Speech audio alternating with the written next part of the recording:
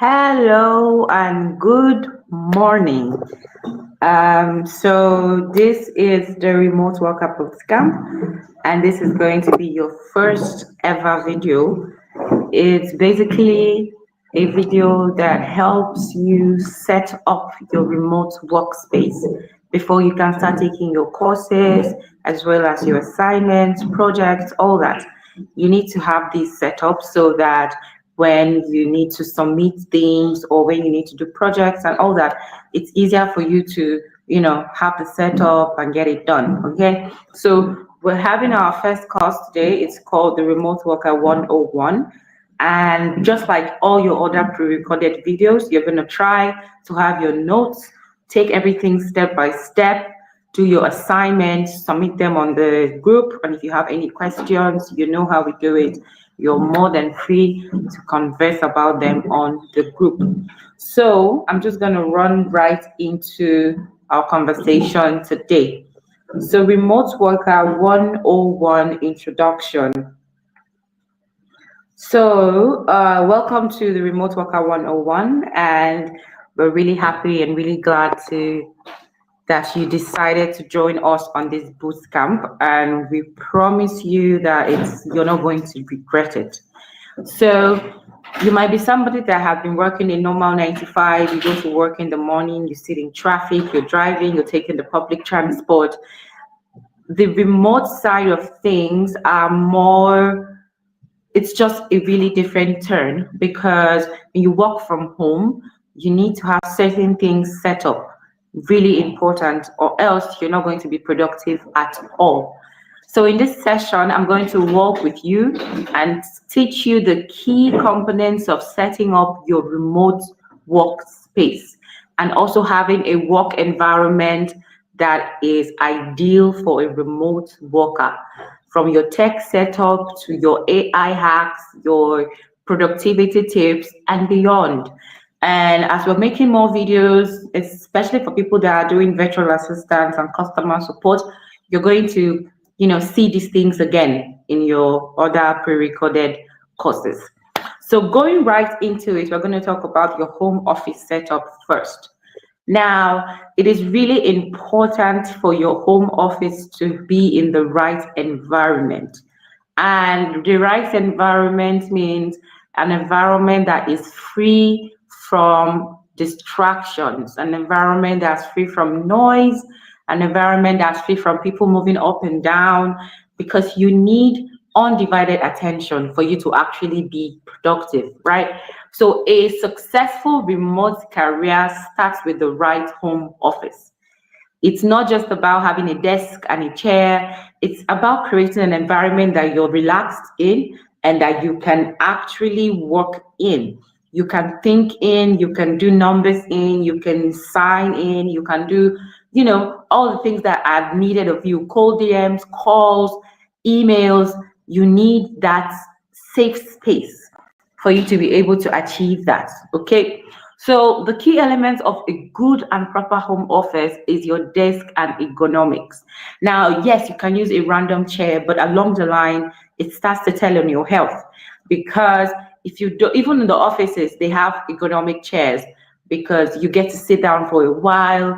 And if the chair is not, it's not a good one, you might have to start having pain in your back and in your waist. And as time goes on, it's not really good for your health. So it's really important that you get an ergonomic chair and you try to sit upright, not bent over. You need to sit upright and try to maintain a good posture. Another thing that you need is lighting. You need really good lighting, preferably natural lighting. Right now I'm recording with natural light, so it's usually better for you to record natural lighting. But sometimes when, for example, you're working for a client that's not in the same time zone as you, so let's say you're working for a client in the US or in Australia, you might need to get extra really good lighting, energy lights that are really bright, fluorescent, so that when you're hopping on a call or you have to make a video, your face can show properly, right? You're not looking very blurry and on all that. Another thing that you need is your computers. Now, in 2025, everyone is using laptops, MacBooks, and whatnot. Nobody's really using desktops. But if that's what you can afford, that's fine too. Especially if you're working from home, you have a desktop at home that's working fine and functioning properly, good and fine. And I even advise my students that it's not a bad idea to have two screens, because if you have two screens, you're able to multitask.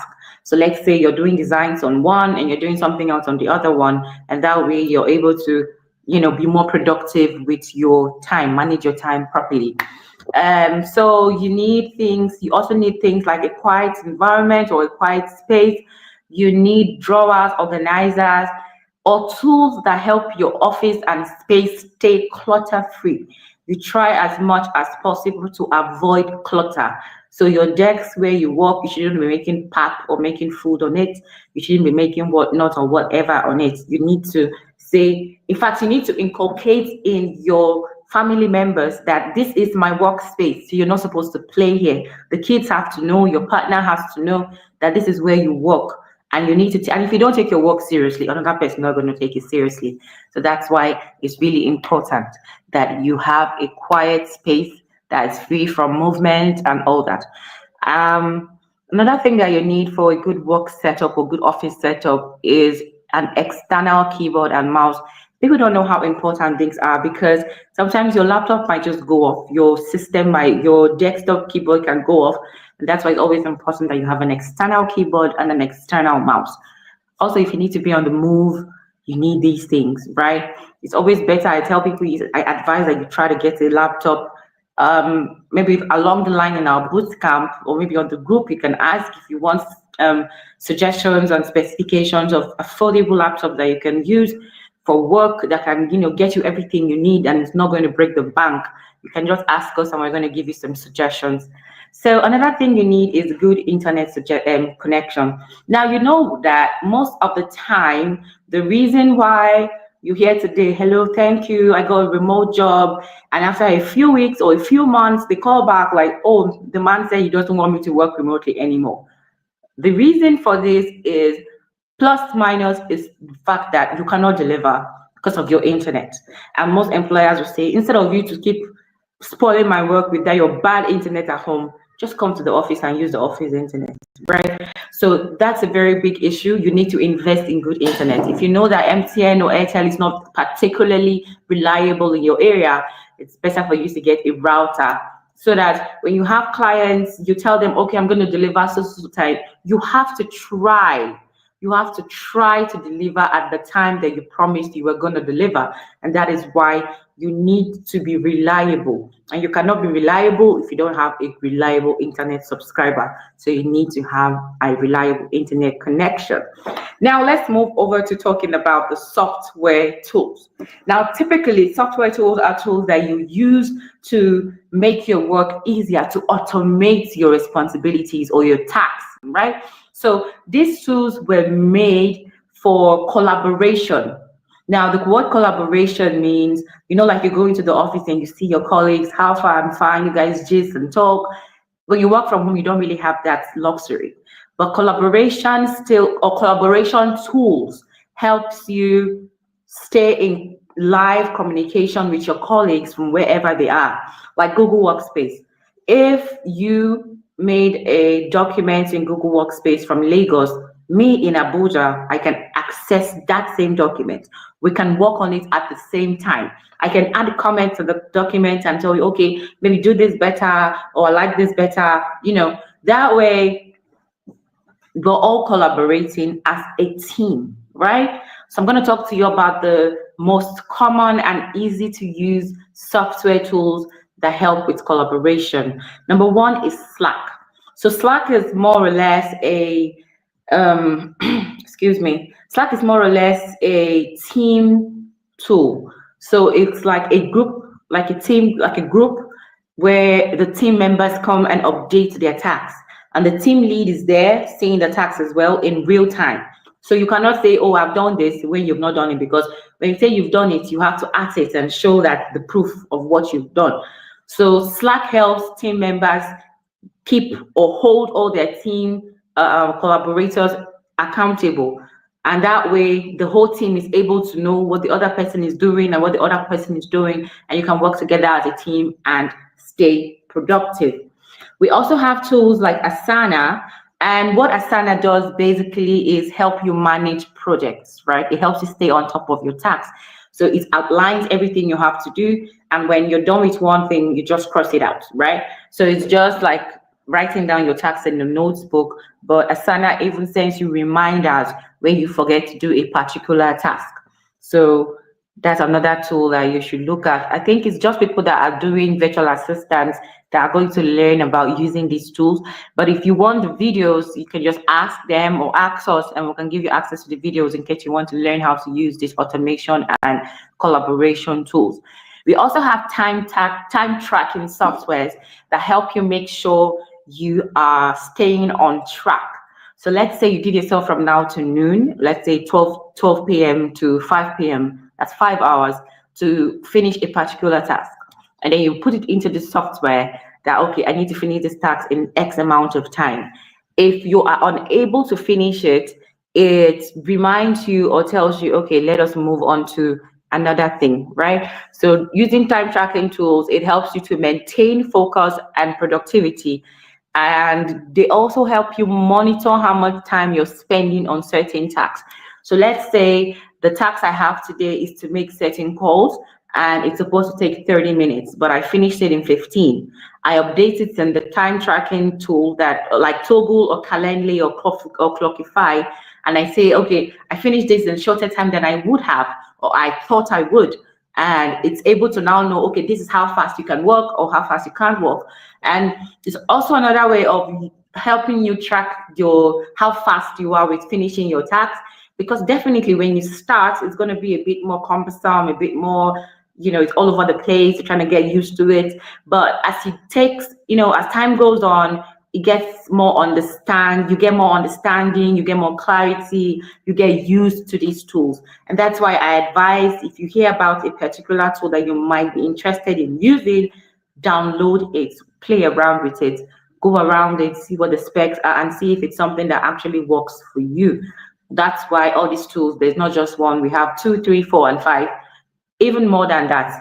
So you just go through them, find the ones that work for you. Sometimes you might want to just focus on free tools, or you can afford to pay for tools.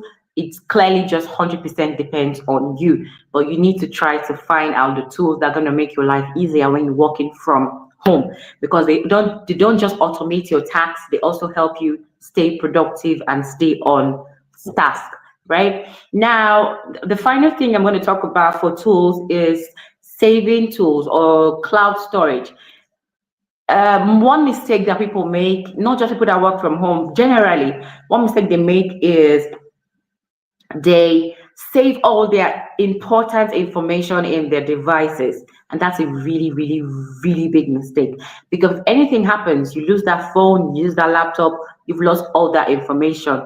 And that is why it's important for you to have cloud storage.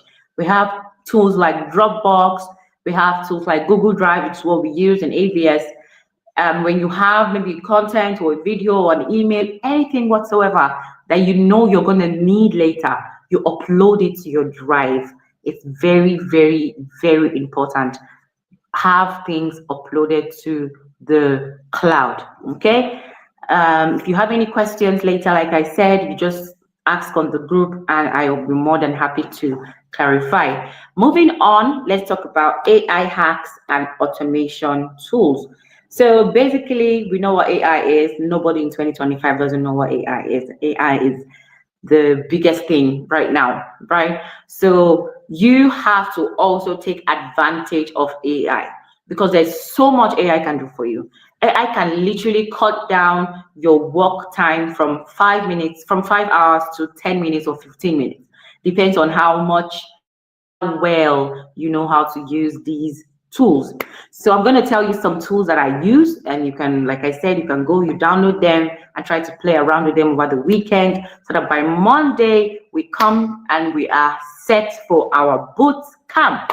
So number one AI I use is AI for scheduling. Okay, now for scheduling, just like the one we talked about earlier, it's very important. I use AI tools like Calendly and Doodle, right? So using AI powered scheduling tools can help you remember a meeting time or remember when you're supposed to do one thing or the other without having to save the time and dates in your head. For example, me, sometimes in a day, I might have as much as 6-7 meetings, and I'm not keeping them in my head. I need to be reminded. And that's why you have tools like this.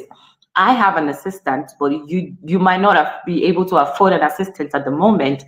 And so it's good for you to have your AI assistants that will help you schedule your tasks and remind you when you need to do them.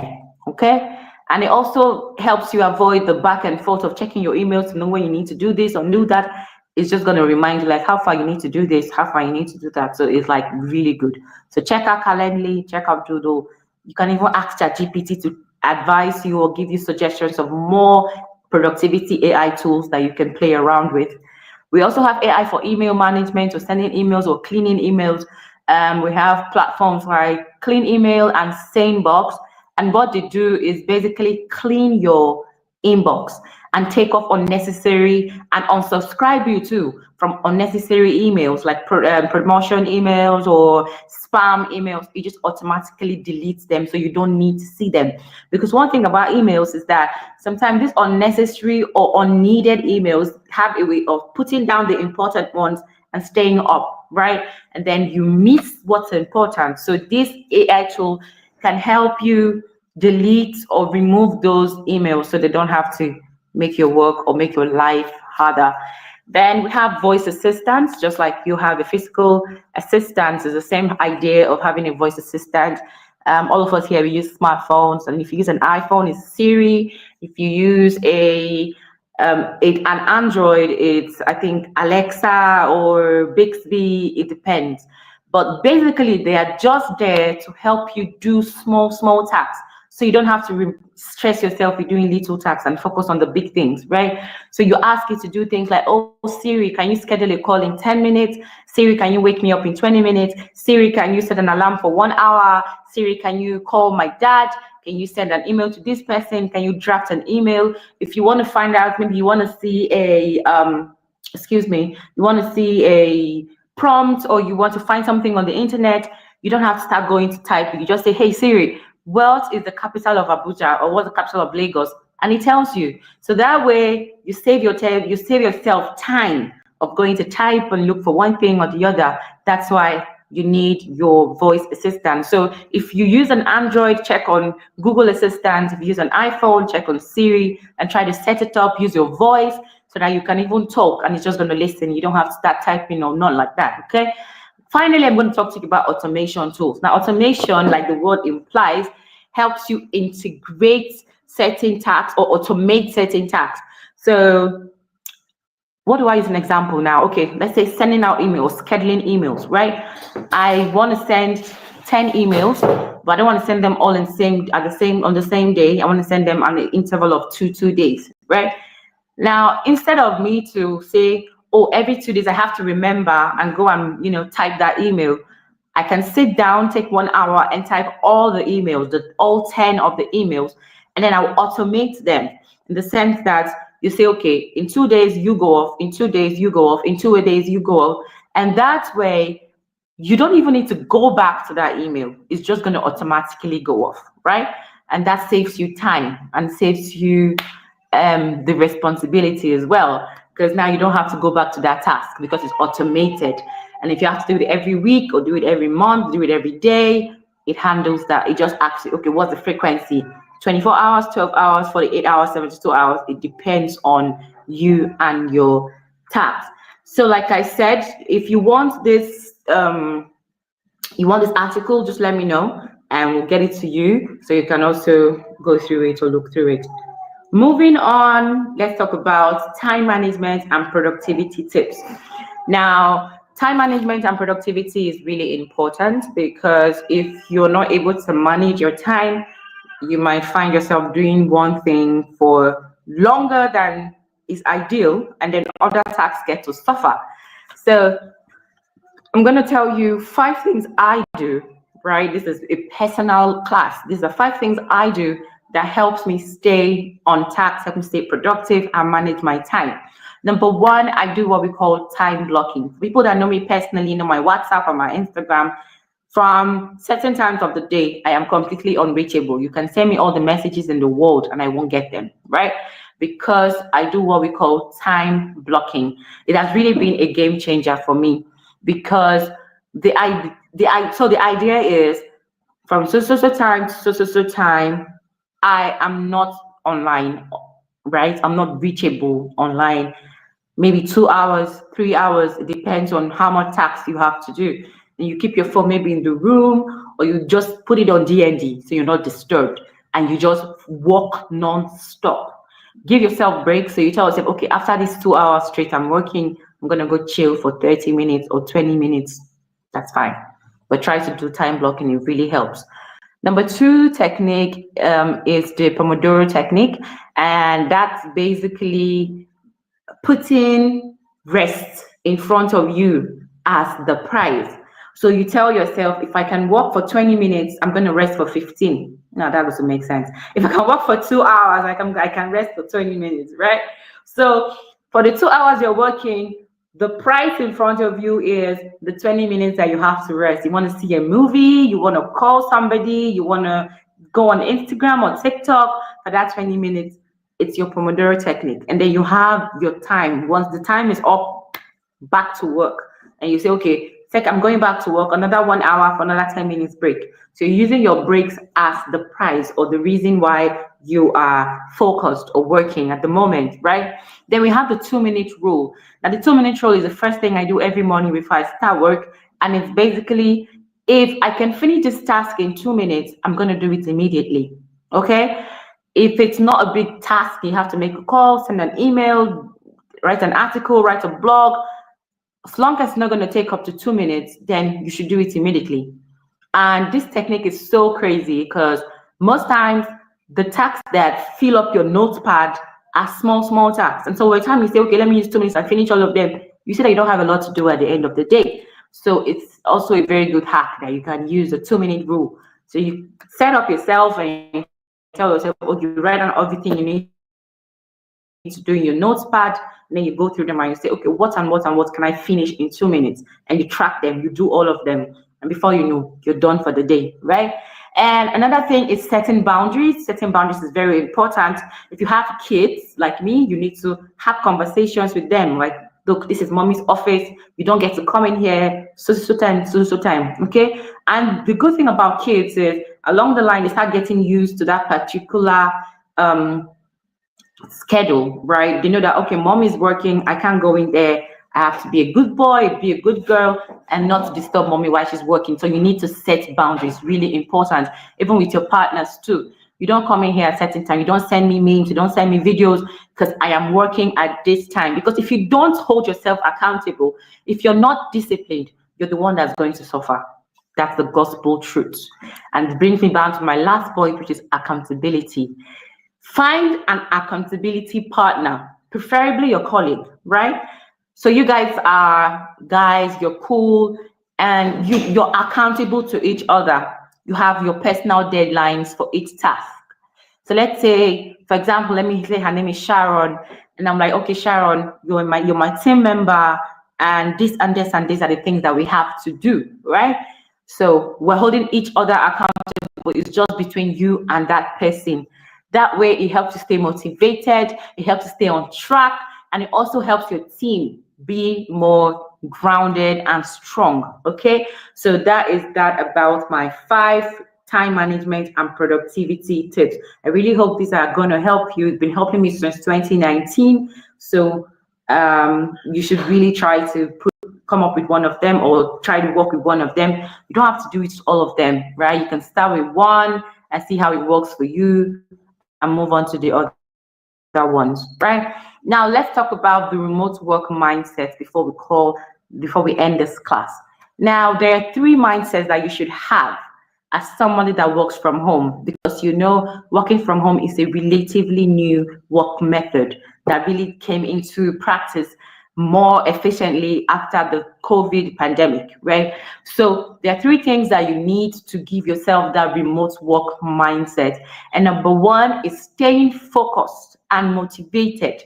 I don't have to explain this anymore because, like I already said, If you don't hold yourself accountable, if you don't stay focused, you're not going to meet your task. And after a few months, your employer is going to call you and tell you how far. I really don't think this remote work thing is working for us. So try to stay focused, try to stay motivated. You don't have a boss that's watching you. You don't have a team lead that's watching you. So you have to be proactive. Write out your tasks, stick to your routine, set your goals for the day, and focus on your output is very important. One thing I tell my staff is, if you write down everything you have to do and you're ticking the ones you've completed, if you don't have up to 5 ticks in a day, you've wasted that day, right? So you need to try to stay motivated. Number 2 is maintaining a work-life balance. Now, this one, I can't lie to you, I still need to learn it, right? Because when you work from the comfort of your home, it's easy to not know when to stop, okay? Sometimes you tend to overwork, you work past the work time, you work on weekends, you work into the night. It's not ideal, okay? You need to have work-life balance. It's easy to allow your work to blend with your personal life when you work from home. So you need to say, okay, I close work at 5, I close work at 6, and then you don't work after that. I have people that call me on the weekends, like, Alpha, madam, can you help me do this? I'm like, I don't work weekends. And this is something I had to start doing recently because my husband was even having issues. Like, you work all the time. You need to have boundaries. You need to have a work-life balance, and that's really important. It's very, very important. Take a day to relax too, right? If you're working Monday to Friday, don't work on Saturday. And even if you want to work on Saturday, you shouldn't work all day. And have your rewards that you give yourself. It might be wine, a drink. Get yourself something you wanted because you were able to meet your target, which is the most important thing. And continue learning, continue growing. Like I said, there are tools I talked about. There are still so many tools that you'll be introduced to in your courses and whatnot. Try your best to learn them. Try your best to get acquainted with them. We can only tell you about these tools. You're the only person that can open your computer or your phone and try to work around it and see how it works and see if it works for you, okay? So try. When you hear about a tool that sounds interesting, you hear about a technique that sounds interesting, you hear about a skill that sounds interesting, stay competitive, stay relevant. You have to keep working and stay innovative in the remote work world, okay? So that's also important. If you have a little free time, pay for another course. After this boot camp, don't say, okay, I'm done, I've tried. No, keep learning, keep growing, because every day there's a new thing that you can learn. There's a new idea that you can put in your business or put in your work that can make it better, okay? So stay consistent, stay focused, stay motivated, maintain your work-life balance, and continue to learn and grow. So by optimizing your workspace, embracing these AI tools I talked about, and mastering your productivity techniques, you have successfully set yourself up for what we call long-term success, because that is what is important, not the one that you get in 1 month or in a few weeks and you're like, oh, I've done well. Long-term, is it something that you can continue doing in a few years or in a couple months? That's the whole idea. So you need to make it as natural and as comfortable as possible, okay? So that is the end of this particular class. If you have to go through this video, you have to watch it over and over again. You should really do that. Try to get set up before we start with the boot camp on Monday. I really hope these tools and these tips that I talked about are very helpful. Start implementing them, and I'm sure that you will see improvements in your work-life balance and even your overall remote work experience. I am so excited about next week. The boot camp is starting on Monday. I am excited. Everybody's excited, and I cannot wait to see the results. I cannot wait to hear the many testimonies of you and this journey that you have set yourself to go on. So feel free to reach out. Like I said, if you have any questions, we have our community that is there for you 24/7. All you have to do is ask questions. Happy working remotely, and I'll see you guys next week. Bye. Oh, yeah.